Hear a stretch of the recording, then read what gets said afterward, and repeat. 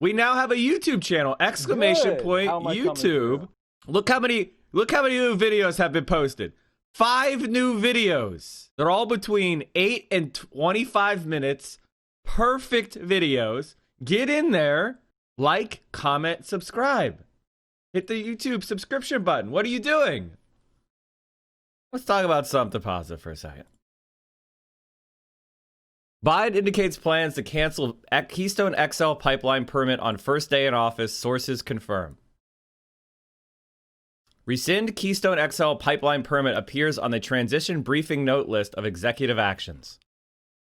U.S. President-elect Joe Biden has indicated plans to cancel the Keystone XL pipeline permit via executive action on his first day of office, posted confirmed to CBC News on Sunday. A purported briefing note for the Biden transition team mentioning the plan was widely circulated over the weekend after being shared by the incoming president's team with U.S. stakeholders. The words, rescind Keystone XL pipeline permit, appear on a list of executive actions supposedly scheduled for day one. They include a raft of environmental policies to be enacted on his first day of office, including rejoining the Paris Climate Accord. The note shown to stakeholders has some led to expect that the first day climate actions will include the move to cancel the project to carry Canadian bitumen. Prime Minister Justin Trudeau, at his first conversation with Biden as president-elect in November, indicated that he wanted to speak further about some potential irritants, including Keystone XL and Biden's proposed Buy American policies. All right, let's check it out. Joe Biden won't waste any time targeting the Trump legacy on day one. Our plan is as clear as it is bold. In the hours after the oath of office, Biden, through executive orders, will repeal President Trump's widely criticized travel ban on mostly Muslim-majority countries and reverse the decision to leave the Paris Climate Accords. In a blow to Canada's oil industry, sources tell CBC News Biden is also planning to cancel the permit for the Keystone XL pipeline. The reports have already prompted deep concern from Alberta's premier. Still, the incoming administration is set to usher in smoother relations between Ottawa and Washington. The Biden administration and our government have enormous amount of policy alignment. I think also that we are going to find a more predictable government to deal with. Priority number one for Biden, correcting a bungled response to the pandemic that has killed nearly 400,000 Americans. From a president who maligned masks to Biden issuing a mask mandate on federal property on his first day, with the goal to vaccinate 100 million Americans by his 100th day in office. That would be a successful vaccination program unlike any we've seen in American history. It would begin to make progress on the disease. But few presidents have inherited such complex, overlapping crises. Despite no credible evidence, a majority of Republicans, tens of millions of Americans, don't believe Biden won fair and square, says new polling today from the Washington Post and ABC News. That after months of Trump attacking his own country's democracy, falsely and dangerously claiming the election was rigged, rhetoric that fueled the January 6th attack on the Capitol. Trump's impeachment trial for incitement will hang over Biden's first weeks in office. No clean break from the Trump administration, and Biden's quest for unity in the wake of it seemingly impossible. Ellen Morrow, CBC News, Toronto. So, Joe Biden's Biden foreshadowed such cancellation months ago, announcing in a U.S. TV interview on through statements from his campaign team that he intended to cancel the $8 billion cross-border pipeline. Federal conservative leader Aaron O'Toole called on Trudeau to reach out to the incoming U.S. administration to ensure Keystone moves forward. Keystone XL is a project of national significance that supports countless workers on both sides of the border, he said in an emailed statement. Actually, it doesn't. What the Keystone XL pipeline is designed to do is to take oil from Canada's tar sands. Now, you have to understand something about Canada's oil. Canada's oil is the most polluting oil in the world. It's the most dangerous. It is the most polluting, takes the most resources to extract. It's the most damaging to the environment where it is mined. Canadian oil is worse than fracking. It's worse than Arctic oil drilling. It is by far the worst oil in the world. And so The Keystone XL pipeline was... So traditionally, oil has less of a carbon footprint than coal. But Canadian oil not only has as much of a footprint as coal, it's actually more damaging to the environment than most coal mining. It is bad. It's real bad. And the purpose of the Keystone XL pipeline was to have the oil be transported from Canada to Houston, where it would be exported. So Americans wouldn't even enjoy lower oil prices because the purpose of the Keystone XL pipeline was to take it to Texas refineries so that it could be exported to the rest of the world, so that Americans would have to bid for that oil against the rest of the world.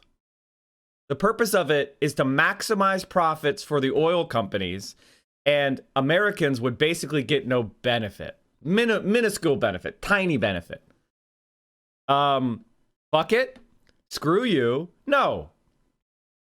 It basically is a way of allowing North American resources to be extracted and then sold to the highest bidder on the world market while doing maximum environmental damage. The only people that benefit are the people that own the leases to extract those resources, aka oil and gas companies. The people of those countries from which those resources are being extracted basically get nothing but environmental degradation and climate catastrophe. It needs to be refined to synthetic gasoline, which is probably going to cause more pollution in Texas. That too. I didn't even mention that, but yes. Our First Nations have been fighting this for years. Thank you, Biden, for doing more for our indigenous than our fucking useless PM. So, Green Party leader Annamine Paul welcomed the news, calling Biden's potential actions a contrast in leadership to new offshore drilling projects greenlit by Canada's government minister earlier this week. Former TC Energy executive Dennis McTocherty is not surprised the project is among the first decisions by the new administration. I've consistently said Biden would indulge in rescinding of the permit immediately because it's something he has to do largely to follow through for expectations of his political base and many of his donors. The decision would likely lead to disappointment in the Canadian oil patch, even after so many other setbacks for the project over the last decade. Ambassador says Canada continues to support the project. Why does Canada's liberals suck so much shit? Bernie Sanders tweeted, the Keystone Pipeline is and always has been a disaster. I'm delighted that Joe Biden will cancel the Keystone permit on his first day in office. With all of the major threats, major crises facing America, we must never lose sight of the most existential threat facing our planet, climate change. So why is Canada suck so? You know, Canada gets off on this like touchy feely. We always apologize. We're always so nice. Reputation. Meanwhile, they're spewing fucking chemicals into the climate. Their liberals are like some of the worst climate criminals in the world. And they're exporting their fucking fascists to America constantly. Like, piece of shit, David Frum, Stefan Molyneux, Steven Crowder, Ted Cruz. It's just a Mark Stein. It's nonstop conservative ghouls, Jordan Peterson, flooding America while their liberals are trying to kill the planet. What the fuck? Unironically, blame Canada. Gavin McGinnis, thank you. Unironically, blame Canada.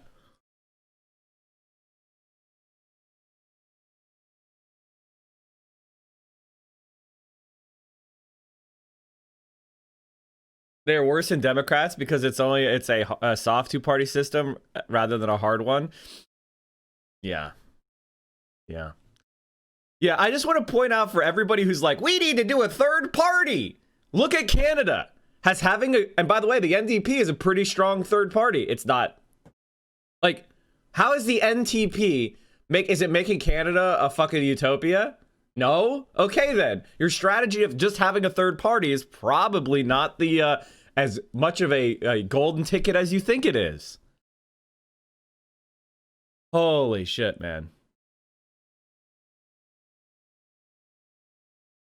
We have a third party. They get 3% of the vote. Yeah. Once the pipeline opens, it would require only 35 full-time permanent jobs to run it and 15 full-time temporary jobs, according to the State Department. TransCanada, the company seeking to build a pipeline, does not dispute those numbers. Here's the thing about oil and gas. Once you build the oil and gas infrastructure, it mostly just runs itself. And the people that make money are the people that own the resources. So if it's nationalized and the country as a collective owns it like they do in Norway, then it's great for your country because it lets you fund a whole bunch of other projects. But if it's privately held, like it mostly is in the United States, all that profit goes in the hands of the rich. And it doesn't help your country, like, at all. And you have environmental damage now. It is stupid to do oil exploration and gas exploration, period, because of climate change, but additionally, because we don't even profit as a society. It's stupid. But what about all the jobs cleaning up the inevitable oil spills and leaks? Yeah. Canadian leg of pipeline under construction for months. LOL. LOL. Would Biden cancel Keystone XL? Let's watch this video. People around the world know how important it is to move forward on fighting climate change and ensuring economic growth and jobs for people as we transform our energy mix and our economy. Is this sound fucked up or is it me? A welcome sign that the new president-elect has indicated that climate change is a top priority of his. Prime Minister Justin Trudeau congratulating U.S. President-elect Joe Biden on his win over the weekend. I had a weird buzz. Thank you. It is buzzing. Yeah, that's what I thought, Scarlet Addiction. Thank you. And while the COVID-19 pandemic dominated the conversation, Trudeau also raised Keystone XL, a pipeline project Biden promised to cancel if elected. Can Joe Biden's mind be changed? I'm joined now by James Rajat. He's Alberta's senior representative to the United States. He joins us from Washington. Hi, Mr. Rajat. Great to see you. Hi, Vashi. How are you? Good to see you. Before we get into the nitty-gritty of all this policy, I'm just curious what it's been like to be in Washington the last little while, to watch what's unfolded over the last 10 days unfold. It's been a fascinating period. I mean, with COVID has changed the situation entirely. As you know, the pandemic is obviously paramount on everyone's mind. But the turnout in the election, I mean, if you... That red pin is for Veterans Day, which is November 11th, or Armistice Day. It's the poppy. It celebrates World War I, the soldiers who died in World War I. It's a poppy flower. We believe in democracy, as we all do. It was such a great thing to see so many people turn out to vote. And so we obviously have a result, and we as diplomats here in the U.S. will deal with the victors and with what we have in terms of both Congress and the administration. But it was quite a fascinating thing to watch firsthand, obviously. I bet as diplomats, it's a bit of a balancing act as well. And we've seen that through the federal government here. On the one hand, you've got a president-elect that has a certain, set of policies that he's promised to pursue. On the other hand, you're dealing with administration that no matter what is in place for the next few months. What's that balancing act like for you specifically? Poppies are heroin. No, you're absolutely right. In fact, I mean, dealing with the administration, and we've had very good exchanges with the administration, both as Team Canada beautiful flower and as Alberta in terms of the Alberta office. So we'll continue to deal with them until obviously Inauguration Day. And we always deal with both parties as well, though. You want to ensure that you have good relationships with both the Republican and the Democratic Party in Congress and outside of Congress as well, to ensure that whatever happens, that Alberta's interests and Canada's interests are moved forward here. Have you had any conversations with the Biden team? Obviously, they're, it's pretty fresh, but have there Is this an open negotiating tactic? No. So in terms of the Biden, in terms of the campaigns, actually, as you probably know, governments were not allowed to engage with campaigns. In terms of engagement with Congress, we've had a lot of meetings with members of Congress on both sides, and obviously those members played an important role in both. Poppies are not heroin. They're used to make it. Yes, of course. That's what everyone means. Yes, poppy flowers are used to make heroin. The poppy is used to make heroin. Yes, we know. We know. Campaigns. So we've been advocating our message primarily through them and through other allies. And then we will be engaged, obviously, with the transition team going forward. But as you said, sort of at the same time, continuing to engage with the current administration, some of whom in certain departments obviously carry over between administrations of different parties. As far as the suite of policies that I referred to that Joe Biden is proposing, there's a couple ones that could have a huge impact on Canada. Trade is a given no matter what, because he's talked a lot about Buy American and not talking about steel tariffs or anything like that, but certainly there's a protectionist vein there to a certain degree. And then he's also promised to rescind the presidential permit on Keystone. What's your, if you had to name one priority for that, your dealings with that administration, that future administration, is it Keystone or what is it? Well, I would name the two you just named, actually, in terms of Buy American, because trade, Alberta exports about $120 billion to the United States every year.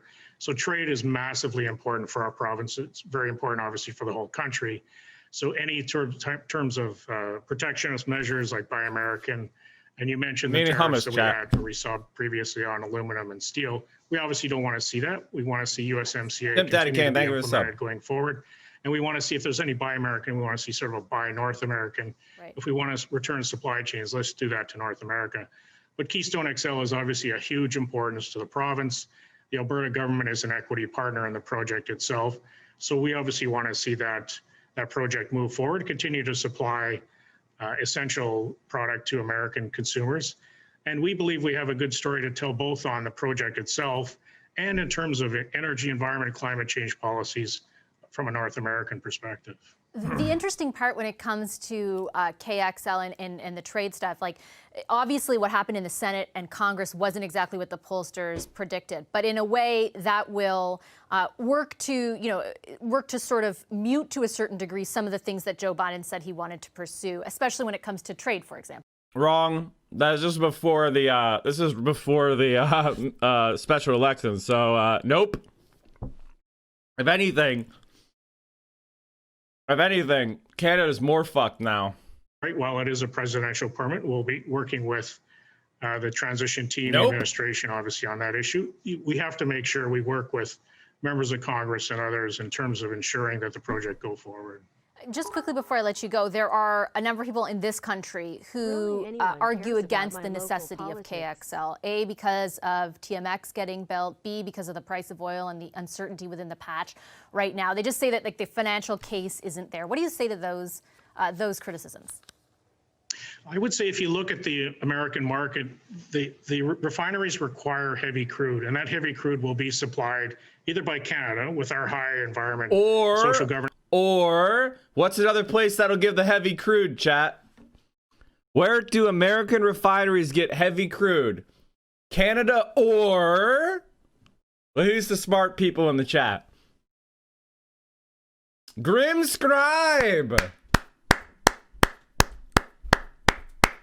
Everyone give it a hand for Grim Scribe. Grim Scribe. The answer is Venezuela. Now, why do you think they want to coup Maduro so bad? Why do they want to get rid of Maduro so bad? Because why? Because Maduro and Chavez were using that oil that they nationalized and using it on their own people, trying to make a Norway of Latin America. Now, Norway is one thing. That's white people. You want to use your oil on your own people and you're white? Fine, the CIA will let you do it. But you want to use your oil money on your own people? That better not be a fucking leftist. You better be some sort of theocratic monarchy, because otherwise, we ain't letting you do it. We ain't letting you use your resources on your own people and be a leftist? Oh, fuck no. And you're brown? Hell to the no. We're going to coup the shit out of that. So, Venezuela is the other source of heavy crude. Somebody said Saudi Arabia. Actually, Saudi Arabia has what's known as light sweet crude. It's very, very high quality, clean burning, clean refining crude. So that's not right. Saudi Arabia has light, clean. That's clean as oil gets. Comes from Saudi Arabia. Venezuela and Canada have filthy, disgusting, polluted, corrosive, vile crude. So-called sour crude. So let's go and take a look. Standards, or it will be supplied by other countries like Venezuela, which frankly have a dwindling supply in terms of that region. So it is advantageous, I would argue, for us as a nation and certainly as a province for this project to go forward to supply what will be, when it's completed, over 800,000 barrels down there. And I think it's important to note that this is not a project down the road. This is a project that has actually crossed the Canada-US border. It is about 10% complete now. It is employing Americans and Canadians at this time. They have partnerships with First Nations. They have partnerships with 4 labor unions. They have announced their list of suppliers recently. So I think it's really incumbent upon me, upon others, to make sure that that new status of the project Holy shit, Canada is right-wing as to our American counterparts, fuck. as well as... Holy shit. This is like listening to a Republican. Holy shit. I need to watch more Canadian news. I didn't realize you guys were this far right. Holy fuck. This would be embarrassing on MSNBC. They wouldn't put this on MSNBC. What the hell? This is insane. It's the whole sphere of Canadian and Albertan energy, environment, and climate change policies. All right, I'll leave it there. It'll be a busy few months, I'm sure. Thanks so much, Mr. Rajat. Appreciate your time this evening. Thank you, Vashi. Really appreciate it. This James is Rajat like... is Alberta's senior representative in That's like Ted Cruz. Washington. Holy shit. And that interview was like worse than Fox News. That was like a smart Fox News. What the fuck? Holy shit. Canada's are racist as fuck, especially against Indigenous people. Oh my God. In 2016, TC Energy launched a lawsuit, blah, blah. So anyway, that's the positive news of the day. Biden is canceling the Keystone XL pipeline on the first day in office. Ever since Trump came in, the right-wingers have been coming out of the woodwork in Canada. So Keystone XL pipeline has been yeeted. Bernie Sanders, I tweeted it early this morning when I woke, well, actually, I think I might have tweeted this right before I went to bed. Keystone Pipeline is and always has been a disaster. I'm delighted that Joe Biden will cancel the Keystone permit on his first day in office. With all the major crises facing America, we must never lose sight of the most existential threat facing our planet, climate change. Holy shit. Are you seeing that we're entering a solar cycle with much stronger solar radiation? Oh, great. Yep. Yeah. Cool. Well, can't wait to get skin cancer because I'm pale as fuck. All right. Well, that's pretty ass pogger ass shit right there. Thank you, Joe. So this is the kind of stuff. I'm not trying to be a hopium freak, okay? You know, I'm not a hopium copium guy. I'm just telling you straight up that there are good things that happen because Joe Biden won. And Bernie Sanders is now the chairman of the Budget Committee in the Senate. So there you go. Chalk one up to a good thing happening. That's another good thing happening.